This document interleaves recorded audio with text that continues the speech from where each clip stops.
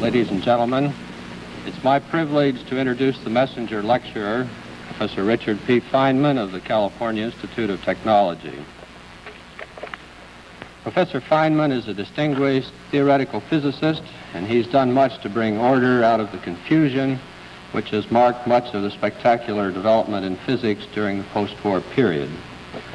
Among his honors and awards, I will mention only the Albert Einstein Award in 1954. This is an award which is made every third year and which includes a gold medal and a substantial sum of money. Professor Feynman did his undergraduate work at MIT and his graduate work at Princeton. He worked on the Manhattan Project at Princeton and later at Los Alamos. He was appointed an assistant professor here at Cornell in 1944, although he did not assume residence until the end of the war. I thought it might be interesting to see what was said about him when he was appointed at Cornell, so I searched the minutes of our Board of Trustees, and there's absolutely no record of his appointment. There are, however, some 20 references to leaves of absence, salary, and promotions. One reference interested me especially. On July 31, 1945, the chairman of the physics department wrote the dean of the Arts College stating that Dr. Feynman is an outstanding teacher and investigator, the equal of whom develops infrequently.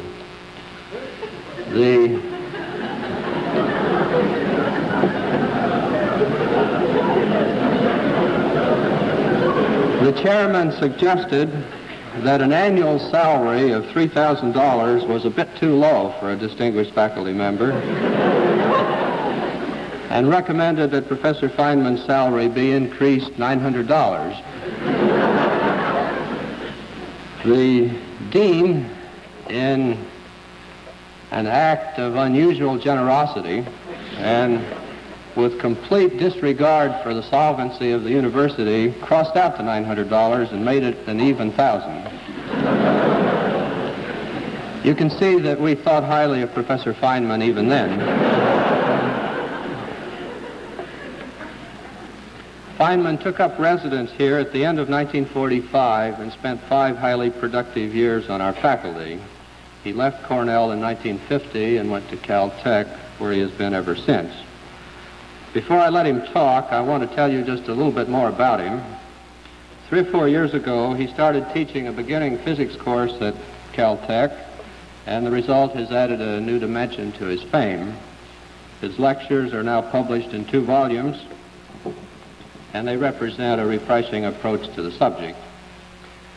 In the preface of the published lectures, there's a picture of Feynman performing happily on the bongo drums. My Caltech friends tell me that he sometimes drops in on the Los Angeles night spots and takes over the work of the drummer, but Professor Feynman tells me that that's not so. Another of his specialties is safe cracking.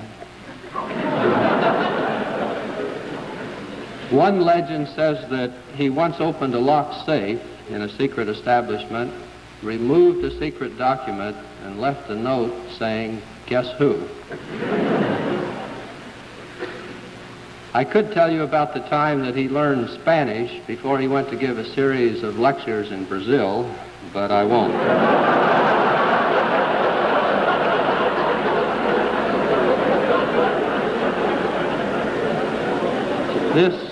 This gives you enough background, I think, so let me say that I'm delighted to welcome Professor Feynman back to Cornell. His general topic is the nature of physical law, and his topic for tonight is the law of gravitation, an example of physical law. Professor Feynman.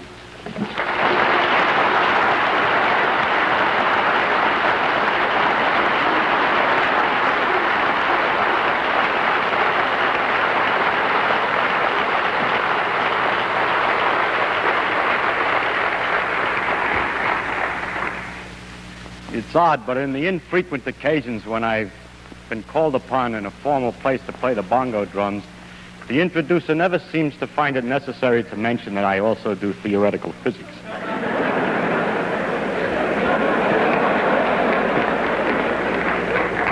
I believe that's probably that we respect the arts more than the sciences. The artists of the Renaissance said that man's main concern should be for man. And yet, there are some other things of interest in the world. Even the artists appreciate sunsets and the ocean waves and the march of the stars across the heavens. And there is some reason then to talk of other things sometimes. As we look into these things, we get an aesthetic pleasure from them directly on observation. But there's also a rhythm and a pattern between the phenomena of nature, which isn't apparent to the eye, but only to the eye of analysis. And it's these rhythms and patterns which we call physical laws. What I want to talk about in this series of lectures is the general characteristics of these physical laws. That's even another level, if you will, of higher generality over the laws themselves. And it's really, what I'm talking about is nature as seen as a result of detailed analysis. But only the most overall general qualities of nature is what I mainly wish to speak about. Now, such a topic has a tendency to become too philosophical because it becomes so general that a person talks in such generalities that everybody can understand him, and it's considered to be some deep philosophy. However, I would like to be rather more special, and I would like to be understood in an honest way rather than in a vague way to some extent. And so, if you don't mind, I'm going to try to give, instead of only the generalities, in this first lecture, an example of physical law, so that you have at least one example of the things about which I'm speaking generally. In this way, I can use this example again and again to give an instance to make a reality out of something which would otherwise be too abstract. Now, I've chosen for my special example of physical law to tell you about the theory of gravitation, or the phenomena of gravity. Why I chose gravity, I don't know. Whatever I chose, you would have asked the same question. Actually, it was one of the first great laws to be discovered, and it has an interesting history. You may say, yes, but then it's old hat. I would like to hear something about science, more modern science. More recent, perhaps, but not more modern. Modern science is exactly in the same tradition as the discoveries of the law of gravitation. It is only more recent discoveries that we would be talking about. And so I do not feel at all bad about telling you of the law of gravitation, because I am, in describing its history and the methods, the character of its discovery and its quality, talking about modern science, completely modern. This law has been called the greatest generalization achieved by the human mind. And you can get already from my introduction, I'm more interested not so much in the human mind as in the marvel of nature who can obey such an elegant and simple law as this law of gravitation. So our main concentration will not be on how clever we are to have found it all out, but on how clever she is to pay attention to it. Now, what is this law of gravitation that we're going to talk about? The law is that two bodies or bodies exert a force upon each other, which is inversely as the square of the distance between them and varies directly as the product of their masses. And mathematically, we can write that great law down in the formula, some kind of a constant times the product of the two masses divided by the square of the distance. Now, if I add the remark that a body reacts to a force by accelerating or by changing its velocity every second to an extent inversely as its mass. It reacts, changes velocity more if the mass is lower and so on, inversely as the mass. Then I have said everything about the law of gravitation that needs to be said. Everything else is a consequence, a mathematical consequence of those two things that I said. That's a remarkable enough phenomenon in itself that the next lecture will consider this in more detail. Now, I know you're not all here. I know some of you are, but you're not all mathematicians. And so you cannot all immediately see all of the consequences of these two remarks. And so what I would like to do in this lecture is to briefly tell you the story of the discovery, tell you what some of the consequences are, what the effect of this discovery had on the history of science, what kinds of mysteries such a law entails, something about the refinements made by Einstein, and possibly the relation to other laws of physics. The history of the thing, briefly, is this, that the ancients first observed the way the planets seemed to move about in the sky and concluded that they all went around, along with the Earth, went around the sun. This discovery was later made independently by Copernicus after they had forgotten, that people had forgotten that it had already been made. Now, the next question that came up to study was exactly how do they go around the sun?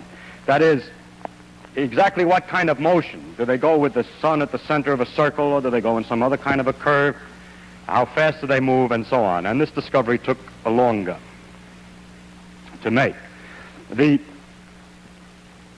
times after Copernicus were times in which there were great debates about whether the planets in fact went around the sun along with the Earth, or whether the Earth was at the center of the universe, and so on. And there were considerable arguments about this. When a man named Tycho Brahe got an idea of a way of answering the question, he thought that it might perhaps be a good idea to look very, very carefully and to record where the planets actually appear in the sky, and then the alternative theories might be distinguished from one another. This is the key of modern science and is the beginning of the true understanding of nature, this idea that to look at the thing, to record the details, and to hope that in the information thus obtained may lie a clue to one or another of a possible theoretical interpretation. So Tycho, who was a rich man and owned, I believe, an island near Copenhagen, outfitted his island with great brass circles and special observing positions, situation chairs that you could look through little holes, and recorded night after night the position of the planets. It's only through such hard work that we can find out anything. When all these data were collected, they came into the hands of Kepler, who then tried to analyze what kinds of motions the planets made around the sun. And he did this by a method of trial and error. At one stage he thought he had it. He figured out that they went around the sun in circles with the sun off center, and noticed that one planet, I think it was Mars, but I don't know, was 8 minutes of arc off, and he decided that this was too big for Tycho Brahe to have made an error, and that this was not the right answer. So because of the precision of experiments, he was able to proceed and to go on to another trial, and found, in fact, ultimately this. 3 things. First, that the planets went in ellipses around the sun, with the sun at the focus. An ellipse is a curve all artists know about because it's a foreshortened circle, or children know about because somebody told them that if you take a string and tie it to 2 tacks and put a pencil in there, it'll make an ellipse. These 2 tacks are the foci, and if the sun is here, the shape of the orbit of a planet around the sun is one of these curves. The next question is, and going around the ellipse, how does it go? Does it go faster when it's near the sun, slower when it's further from the sun, and so on? We take away the other focus, we have the sun then and the planet going around. And Kepler found the answer to this too. He found this, that if you put the position of the planet down at 2 times separated by some definite time, let's say 3 weeks, and then at another place in the orbit, put the positions of the planets again separated by 3 weeks, and draw lines from the sun to the planet, technically called radius vectors. Anyway, lines from the sun to the planet, then the area that's enclosed in the orbit of the planet and the 2 lines that are separated by the planet's position 3 weeks apart is the same no matter what part of the orbit the thing is on. So that it has to go faster when it's closer in order to get the same area as it goes slower when it's further away, and in this precise manner. Some several years later, he found the 3rd rule, and that had not to do with the motion of a single planet around the sun, but related the various planets to each other. And it said that the times that it took the planet to go all the way around was related to the size of the orbit, and that the times went as the square root of the cube of the size of the orbit, and for the size of the orbit is the diameter all the way across the biggest distance on the ellipse. So he has these three laws, which are summarized by saying it's an ellipse, and that equal areas are swept in equal times, and that the time to go around varies as a 3/2 power of the size, the square root of the cube of the size. So there's three laws of Kepler, which is a very complete description of the motion of the planets around the sun. The next question was, what makes them go around? Well, how can we understand this in more detail? Or is there anything else to say? In the meantime, Galileo was investigating the laws of motion. Incidentally, at the time of Kepler, the problem of what drove the planets around the sun was answered by some people by saying that there were angels behind here beating their wings and pushing the planet along around orbit. As we'll see, that answer is not very far from the truth. The only difference is that the angels sit in a different direction and the wings go in a different direction.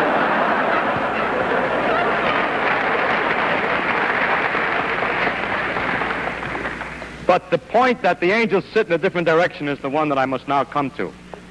Galileo, in studying the laws of motion and doing a number of experiments to see how balls roll down inclined planes and pendulums swung and so on, discovered an idealization, a great principle called the principle of inertia, which is this: that if a thing has nothing acting on it, if an object has nothing acting on it and is going along at a certain velocity in a straight line, it will go at the same velocity at exactly the same straight line forever. Unbelievable though that may sound to anybody who has tried to make a ball roll forever, the idealization is correct, and that if there were no influences acting, such as the friction on the floor and so on, the thing would go at a uniform speed forever. The next point was made by Newton, who discussed the next question, which is, when it doesn't go in a straight line, then what? And he answered this way, that a force is needed to change the velocity in any manner. First, for instance, if you're pushing it in a direction that it moves, it will speed up. If you find that it changes direction, then the force must have been sideways. And that the force can be measured by the product of two effects. First, how much does the velocity change in a small interval of time? How fast is the velocity changing? How much is it accelerating in this direction, or how much is the velocity changing when it changes direction? That's called the acceleration. And when that's multiplied by a coefficient called the mass of an object, or its inertia coefficient, then that together is a force. One can measure for instance, if one has a stone on the end of a string and swings it in a circle over his head, then one can measure, when one finds one has to pull, the reason is that the speed of the velocity, the speed is not changing as it goes around the circle, but it's changing its direction, so there must be perpetually an in-pulling force, and this is proportional to the mass, so that if we were to take two different objects, first swing one, and then swing another one at the same speed around the head and measure the force in the second one, that second one, the new force is bigger than the other force in the proportion that the masses are different. This is a way of measuring the masses, by how hard it is to change the speed. Now, then Newton saw from this that, for instance, to take a simple example, if a planet is going in a circle around the sun, no force is needed to make it go sideways tangentially. If there were no force at all on it, it would have just keep coasting this way. But actually, the planet doesn't keep coasting this way, but finds itself later not out here where it would go if there were no force at all, but further down toward the sun. In other words, its velocity, its motion, has been deflected toward the sun. So what the angels have to do is to beat their wings in toward the sun all the time, that the motion to keep it going in a straight line has no known reason. The reason why things coast forever has never been found out. the law of inertia is no known origin. So the angels don't exist, but the continuation of the motion does. But in order to obtain the falling operation, we do need a force. So it became apparent that the origin of that the force was toward the sun.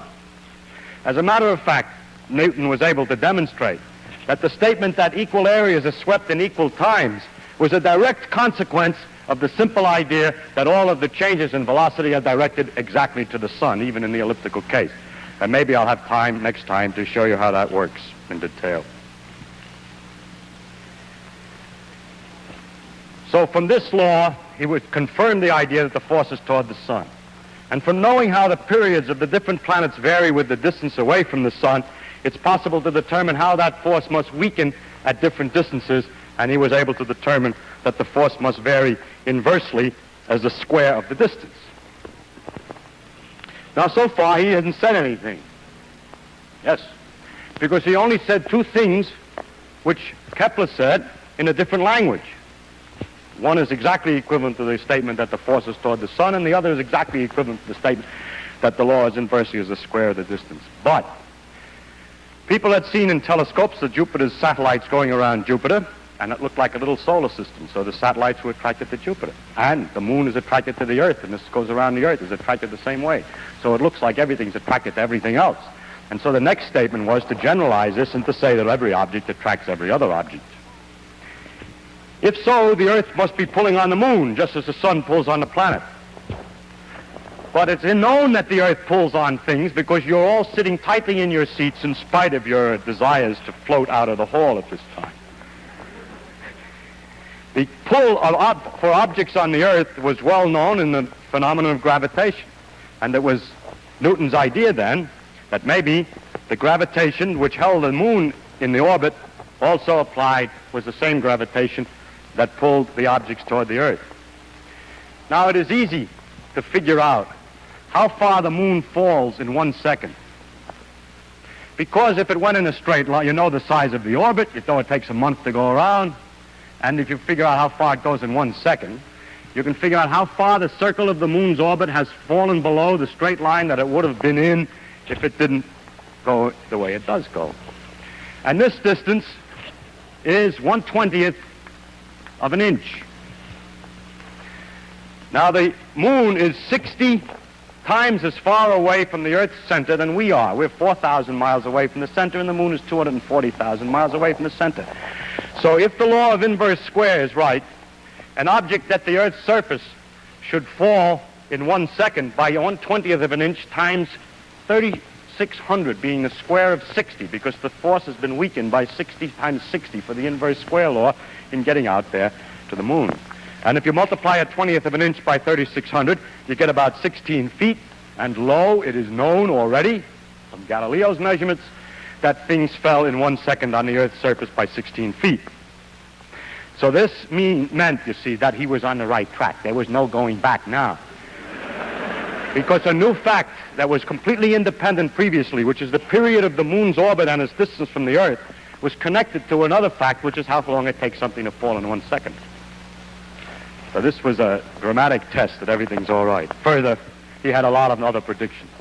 He was able to calculate what the shape of the orbit should be if the law were the inverse square, and found indeed that it was an ellipse. So he got 3 for 2, as it were.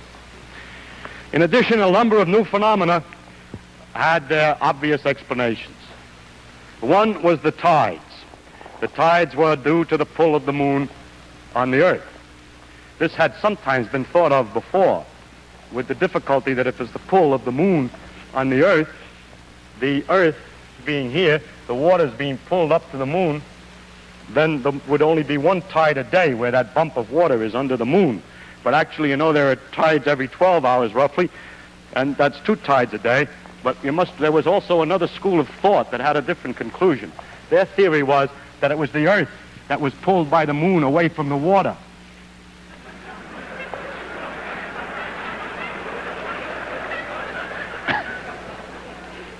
So actually, Newton was the first one to realize what actually was going on, that the force of the moon on the Earth and on the water is the same at the same distance and that the water here is closer to the moon, and the water here is further from the moon than the Earth, than the rigid Earth, so that the water is pulled more toward the moon here, and here is less toward the moon than the Earth, so that it's a combination of those two pictures that makes a double tide. Actually, the Earth does the same trick as the moon. It goes around a circle, really. I mean, the force of the moon on the Earth is balanced, but by what? By the fact that just like the moon goes in a circle to balance the Earth's force, the Earth is also going in a circle. Actually, the center of the circle is somewhere inside the Earth. It's also going in a circle to balance the moon. So the two of them go around a common center here. And if you wish, this water is thrown off by centrifugal force more than the Earth is, and this water is attracted more than the average of the Earth. At any rate, the tides were then explained, and the fact that there were 2 a day. A lot of other things became quite clear. Why the Earth is round, because everything gets pulled in. And why it isn't round, because it's spinning so that the outside gets thrown out a little bit and it balances. And why the sun and moon are round, and so on. Now, as the science developed and measurements were made ever more accurately, the tests of Newton's law became much more stringent. And the first careful tests involved the moons of Jupiter. By careful observations of the way they went around over a long period of time, one could be very careful to check that everything was according to Newton. And turned out not to be the case. The moons of Jupiter appeared to be first get sometimes to 8 minutes ahead of time and sometimes 8 minutes behind schedule, where schedule is the calculated values according to Newton's laws. It was noticed that they were ahead of schedule when they were close, when Jupiter was close to the Earth, and behind schedule when it was far away, a rather odd circumstance.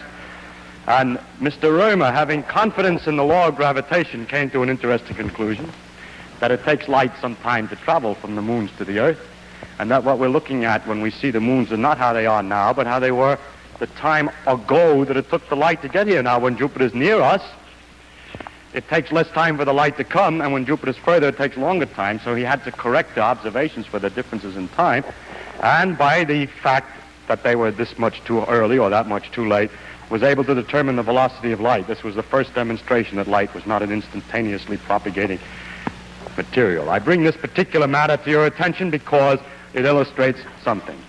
That when a law is right, it can be used to find another one. That by having confidence in this law, if something is the matter, it suggests perhaps some other phenomenon. And if we had not known the law of gravitation, we would have taken much longer to find the speed of light, because we would not have known what to expect of Jupiter's satellites. This process has developed into an avalanche of discoveries. Each new discovery permits the tools for much more discovery, and this is the beginning of that avalanche, which has gone on now for 400 years in a continuous process, and we're still avalanching along at high speed at this time.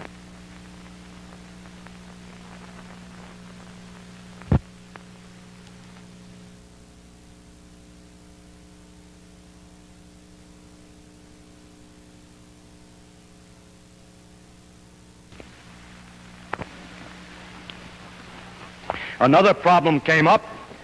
The planets shouldn't really go in ellipses because, according to Newton's laws, they're not attracted only by the sun, but also they pull on each other a little bit, only a little bit, but a little bit is something, and will alter the motion a little bit. So Jupiter, Saturn, and Uranus were big planets that were known, and the calculations were made as to how slightly different than the perfect ellipses of Kepler the planets ought to be going, Jupiter, Saturn, and Uranus, by the pull of one on each other. And when they were finished, the calculations, and the observations, it was noticed that Jupiter and Saturn went according to the calculations, but that Uranus was doing something funny. Another opportunity for Newton's laws to be found wanting, but courage. Two men, both who made these calculations, Adams and Leverrier, independently and at almost exactly the same time, proposed that the motions of Uranus were due to an unseen as yet new planet. And they wrote letters to their respective observatories telling them to look. Turn your telescope and look there and you'll find a planet. How absurd, said one of the observatories, that some guy sitting with pieces of paper and pencils can tell us where we'd look to find something new planet. And the other observatory was more, the administration was different. And they found the Neptune. More recently, in the beginning of the 20th century, it became apparent that the motion of the planet Mercury was not exactly right. And this caused a lot of trouble and had no explanation until a modification of Newton's. This did show ultimately that Newton's laws were slightly off and that they had to be modified. I will not discuss the modification in detail. It was made by Einstein. Now the question is, how far does this law extend? Does it extend outside the solar system? And so I show on the first slide evidence that the law of gravitation is on a wider scale than just the solar system. Here is a series of 3 pictures of a so-called double star. There's a third star, fortunately, in the picture, so you can see that they're really turning around and that nobody just simply turned the frames of the pictures around, which is easy to do on astronomical pictures. But the stars are actually going around. And by watching these things and plotting the orbit, you see the orbit that they make on the next slide. It's evident that they're attracting each other and that they're going around in an ellipse. According to the way expected, these are a succession of pictures going for all these different periods of time. I think, yes, it goes around this way. They didn't see it well when it was too close, and here it is in 1905. My slide is very old. It's gone around maybe once more since. And you'll be happy except when you notice, if you have noticed already, that the center is not and a focus of the ellipse, but it's quite a bit off. So something's the matter with the law. No. God hasn't presented us with this orbit face on. It's tilted at a funny angle. And if you take an ellipse and mark its focus and then hold the paper at an odd angle and look at it in projection, the focus doesn't have to be at the focus of the projected image. So it's because its orbit is tilted in space that it looks that way. It looks like it's not the right pattern. But it's all right, and you can figure everything out satisfactorily for that. How about a bigger distance? There's forces between the stars. Does it go any further than these distances, which are not more than 2 or 3 times the solar system's diameter? Here's something in the next slide that's 100,000 times as big as the solar system in diameter. And this is a large number of stars, tremendous number of stars. This white spot is not a solid white spot. It's just because of the failure of our instruments to resolve it. But are very, very tiny dots, just like the other stars, well separated from one another, not hitting each other, each one falling through and back and forth through this great globular cluster. It's one of the most beautiful things in the sky, as good as sea waves and sunsets. And the distribution of this material, it's perfectly clear that the thing that holds this together is the gravitational attraction of the stars for each other. And the distribution of the material in the sense of how the stars peter out as you go out in distance permits one to find out roughly what the law is of force between the stars, and of course it comes out right that it is roughly the inverse square. The accuracy of these calculations and measurements is not anywhere near as careful as in the solar system. Onward, as gravity extends still further. This is a little pinpoint inside of a big galaxy, and the next slide shows a typical galaxy. And it's clear that this thing again is held together somehow, and the only candidate that's reasonable is gravitation. But when we get to this size, we haven't any way any longer to check the inverse square law. But there seems to be no doubt that these great agglomerations of stars, and so these galaxies, which are 50 to 100,000 light years across, the solar system is, well, from the Earth to the sun is only 8 light minutes. This is 100,000 light years that the gravity is extending even over these distances. And in the next slide is evidence that it extends even further. Here is what is called a cluster of galaxies. There's a galaxy here and here and here. There are galaxies here. They're all in one lump of galaxies, analogous to the cluster of stars, but this time what's clustered are those big babies that I showed you in this previous slide.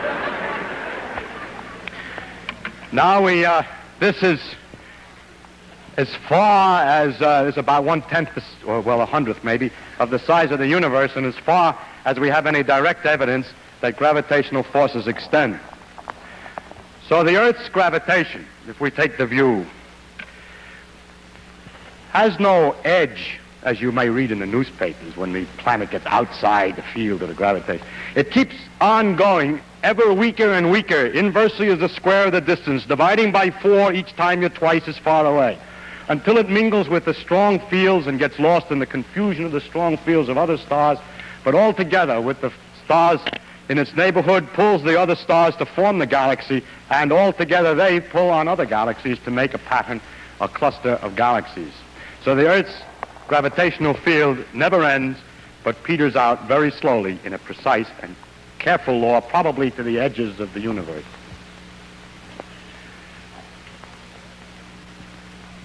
The law of gravitation is different than many of the other, well, is very important in the economy or in the machinery of the universe. There are many places where gravity has its practical applications as far as the universe is concerned.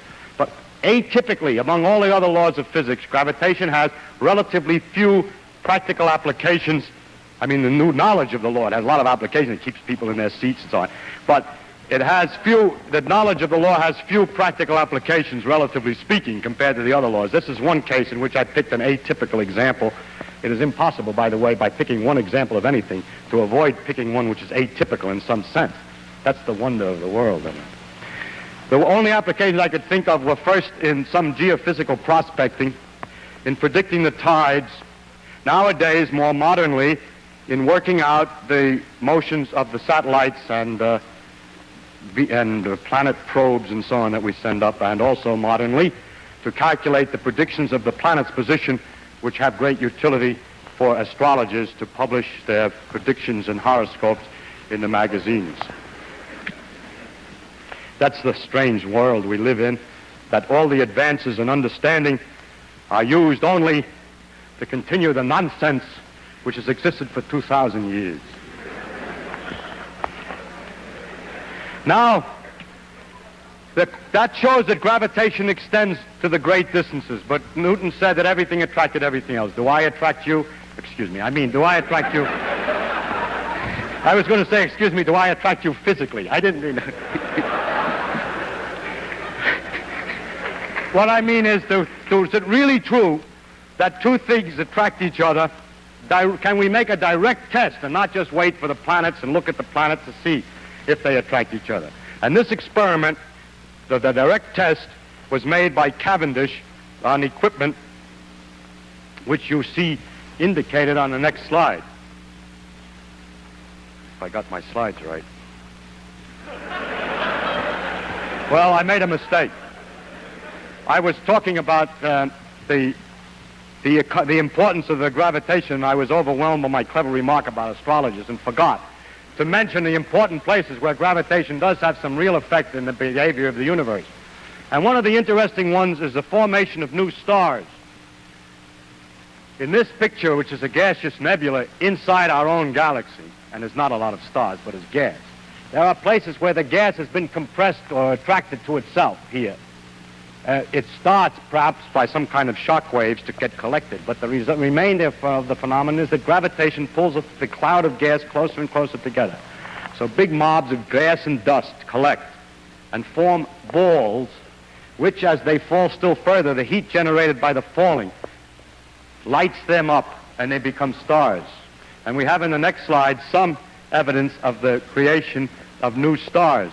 It is unfortunately harder to see than I thought it was when I looked at it before.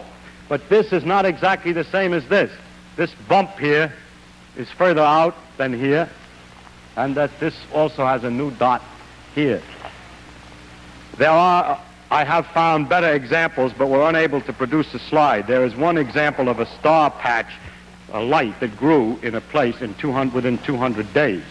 So that when it was in the same kind of a condition of a gas cloud, when the gas collects too much together by gravitation, stars are born. And this is the beginning of new stars. So the stars belch out dirt and gases when they explode sometimes, and the dirt and gases then collect back again and make new stars. Sounds like perpetual motion. I now turn to the subject I meant to introduce, which was the experiments on the small scale to see whether things really attract each other. And I hope now that the next slide does indicate, this is the second try, Cavendish's experiment.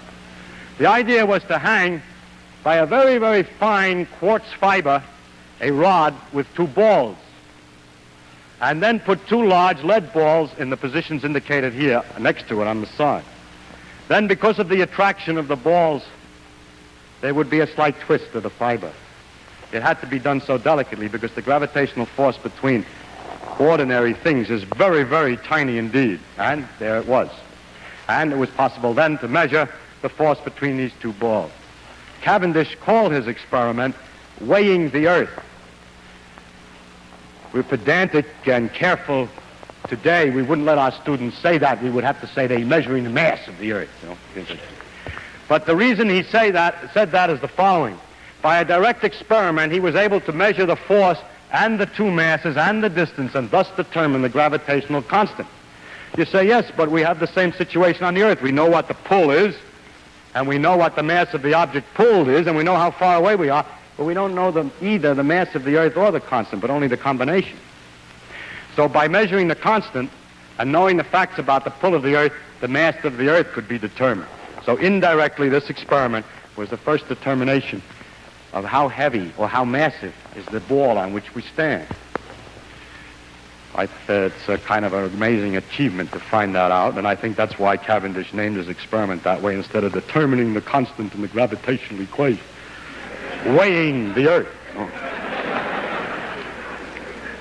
He incidentally was weighing the sun and everything else at the same time, because the pull of the sun is known in the same manner. Now, one other test of the law of gravitation is very interesting, and that is the question as to whether the pull is exactly proportional to the mass. If the pull is exactly proportional to the mass and the reaction to forces, the motions induced by forces, the changes in velocity, are inversely proportional to the mass, that means that two objects of different mass will change their velocity in the same manner in a gravitational field. Or two different things, no matter what their mass, in a vacuum, will fall the same way toward the Earth. That's Galileo's old experiment from the Leaning Tower. I took my young son of 2.5 to the Leaning Tower of Pisa, and now every time a guest comes, he says, Leaning Tower. So, anyhow, it means, for example, that in a satellite, a man-made satellite, an object inside will go around the Earth in the same kind of an orbit as a satellite on the outside and thus float in the middle, apparently. So that this fact that the force is exactly proportional to the mass and that the reactions are inversely proportional to the mass has this very interesting consequence. The question is, how accurate is it? And it has been measured by an experiment by a man named Ertvoss in 1909, and very much more recently and more accurately by Dickey, and it is known that 1 part in 10,000 million, the mass is exactly proportional. The forces are exactly proportional to the mass. How it's possible to measure with that accuracy, I wish I had the time to explain, but I'm afraid I cannot. It's remarkably clever. I'll give a hint, Howard. I'll give one hint there. Suppose that you wanted to measure whether it's true for the pull of the sun. You know the sun is pulling us all. It pulls the Earth, too. But suppose you wanted to know whether you had a piece of lead here and a piece of copper here, or polyethylene and lead. It was first done with sandalwood. Now it's done with polyethylene. Whether the pull is exactly proportional to the inertia. The Earth is going around the sun, so these things are thrown out by inertia, and they're thrown out to the extent that these two objects have inertia. But they're attracted to the sun to the extent that they have mass in the attraction law. So if they're attracted to the sun in a different proportion than they're thrown out by inertia, one will be pulled toward the sun and the other away. And so hanging on another one of those Cavendish quartz fibers, the thing will twist toward the sun. It doesn't twist to this accuracy, so we know that the sun's attraction for these two objects is exactly proportional to their centrifugal effect, which is inertia. So the force of attraction on an object is exactly proportional to its coefficient of inertia.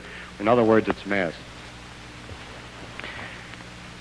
I should say something about the relation of gravitation to other forces, to other parts of nature, other phenomena in nature, and I'll have more to say of a general quality later. But there is one thing that's particularly interesting, and that is that the inverse square law appears again. It appears in the electrical laws, for instance. that electricity also exerts forces inversely as the square of the distance, this time between charges. And one thinks perhaps inverse square of the distance has some deep significance. Maybe gravity and electricity are different aspects of the same thing. No one has ever succeeded in making gravity and electricity different aspects of the same thing. Today, our theories of physics, the laws of physics, are a multitude of different parts and pieces that don't fit together very well. We don't understand the one exactly in terms of the other. We don't have one structure from which all is deduced. We have several pieces that don't quite fit exactly yet. And that's the reason why in these lectures, instead of having the ability to tell you what the law of physics is, I have to talk about the things that are common to the various laws, because we don't understand the connection between them. But what's very strange is that there are certain things that are the same in both. But now let's look again at the law of electricity. The law goes inversely as the square of the distance.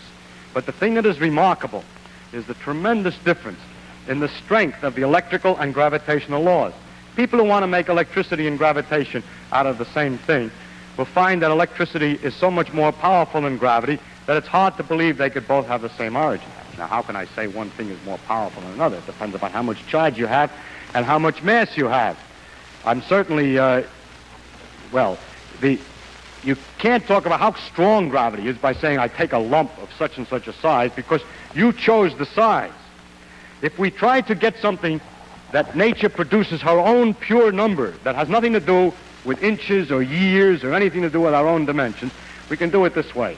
If we take the fundamental particles, such as an electron, any different ones will give different numbers, but to get an idea of the number, take electrons.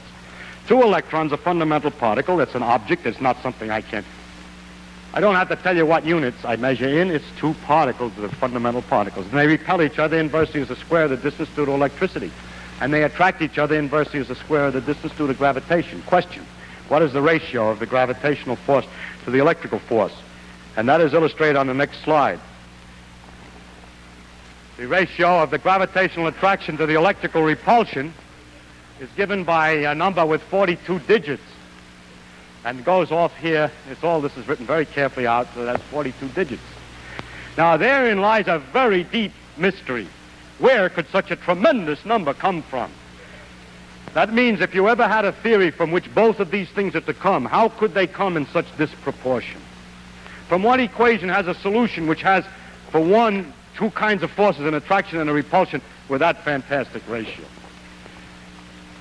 People have looked for such a large ratio in other places.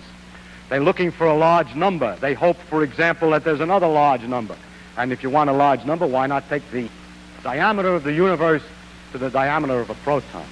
Amazingly enough, it also is a number with 42 digits. And so an interesting proposal is made that this ratio is the same as the ratio of the size of the universe to the diameter of a proton. But the universe is expanding with time. And that would mean the gravitational constant is changing with time.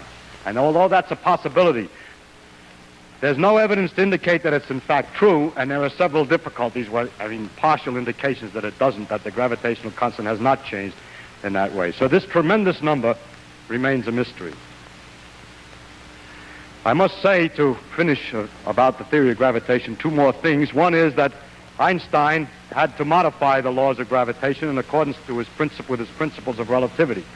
The first was, one of the principles was that effects cannot occur instantaneously, while Newton's theory said that the force was instantaneous. He has to modify Newton's laws. They have very small effects, these modifications. One of them is, all masses fall. Light has energy, and energy is equivalent to mass, so light should fall. And it should mean that light going near the sun is deflected. It is. And also the force of gravitation is slightly modified in his theory, so that the laws slightly change, very, very slightly, and it is just the right amount to account for the slight discrepancy that was found in the movement of Mercury. Finally, with connection to the laws of physics on a small scale, we have found that the behavior of matter on a small scale obeys laws so different, very different than things on a large scale. And so the question is, well, how does gravity look on a small scale? What is called the quantum theory of gravity?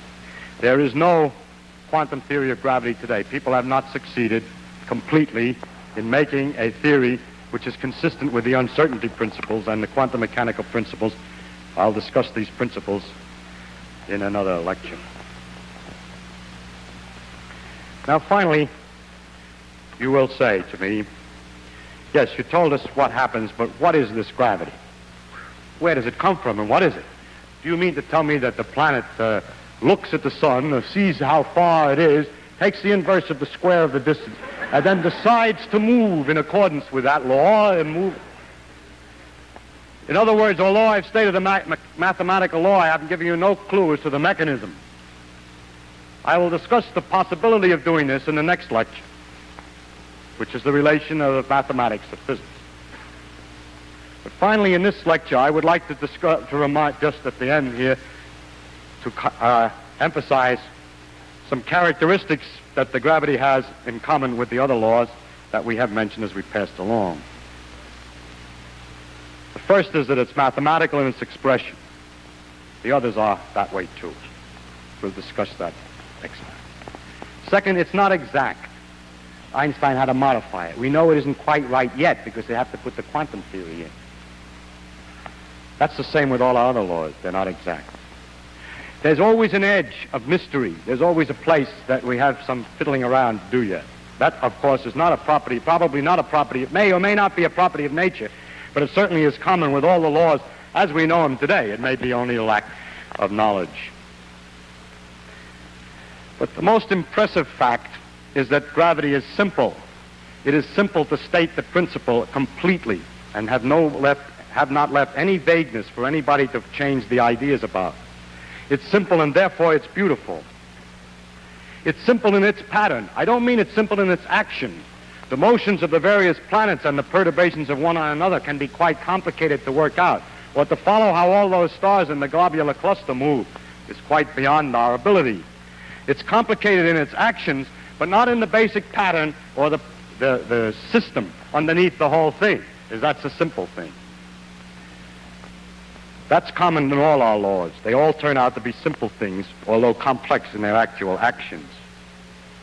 Finally comes the universality of the gravitational law, the fact that it extends over such enormous distances.